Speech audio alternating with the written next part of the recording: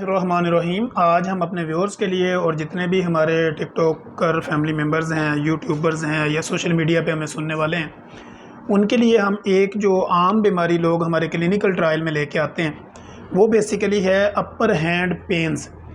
लोग हमारे पास आते हैं, वो कहते हैं कि डॉक्टर साहब मेरी जो फिंगर हैं वो सुन्न हो रही हैं, मेरे रिस्ट जॉइंट के अंदर पेन रहता है, जब मेरा थंब मूवमेंट करता हूँ तो मैं या करती हूँ तो मेरे यहाँ पे आवाज़ें आती हैं या मुझे यहाँ पे पेन रहना शुरू हो जाता है।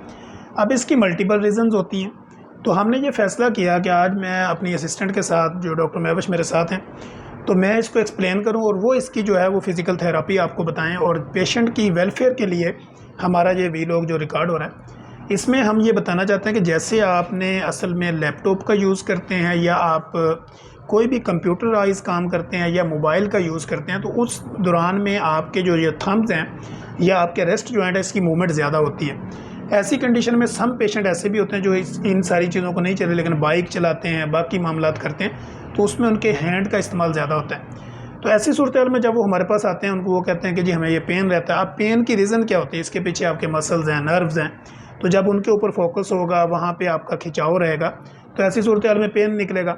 अब हमने इसको टाइटल कैसे करना है? टाइटल करने का तरीका, एक तो आपने अपना पानी बॉडी में आपने अपनी पानी की मकदार को पूरा रखना है, कैल्शियम, मिनरल्स, विटामिन लेने हैं, और इसके अलावा आपने उसकी फ़िज़िकल मूवमेंट क्या करनी है। फ़िज़िकल मूवमेंट को एक्सप्लेन करने के लिए डॉक्टर महविश मेरे साथ मौजूद हैं। वो आपको एक्सप्लेन करेंगी कि अगर आपको इस तरह की कॉम्प्लिकेशंस होती है या आपको कोई कंप्लेंट्स होती है और आप जब किसी भी क्लिनिकल ट्रायल में जाते हैं, तो मेडिकेशन के साथ साथ आपको फ़िज़िकल थेरेपी के लिए कितना टाइम चाहिए और कौन कौन सी फ़िज़िकल थेरेपी करनी चाहिए। जी डॉक्टर। अस्सलाम वालेकुम, मेरा नाम डॉक्टर महविश है। जैसे कि डॉक्टर तनवीर ने अभी डिस्कस किया है कि जॉइंट्स पेन और जो लोग मोबाइल फ़ोन और बाइक राइडर्स हैं और कंप्यूटर या ऑफिस वर्कर के जो बॉयज़ एंड बाकी मेंबर्स जो हैं उनसे रिलेटेड है, अक्सर उनकी कंप्लेंट्स ऐसी मोस्टली क्लिनिकल ट्रायल्स में हम लोगों को मिलती रहती है।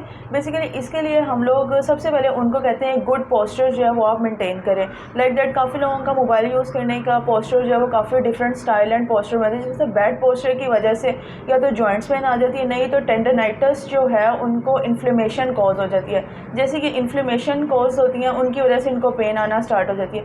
इसके लिए हम फिजियो से रिलेटेड हम लोग काफ़ी different exercise and different modalities के थ्रू इसको जो हम रिकवर करते हैं, और patient hardly for 1 week 1.5 week में प्रॉपर रिकवर हो जाता है।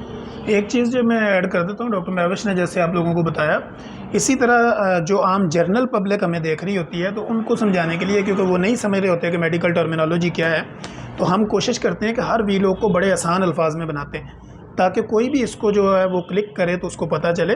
लेकिन अगर आपके अपर हैंड में या आपके हाथों में या थम्ब्स में या फिंगर्स के अंदर या रेस्ट जॉइंट के अंदर अगर आपको ये लगता है कि पेन रहता है या फ्लेक्सिबिलिटी में इशू आ रहा है, तो ऐसी सूरत हाल में आप कम से कम 8 से 10 मरतबा जो है वो अपने हैंड्स को अच्छी तरह जो है वो उसको बंद करें।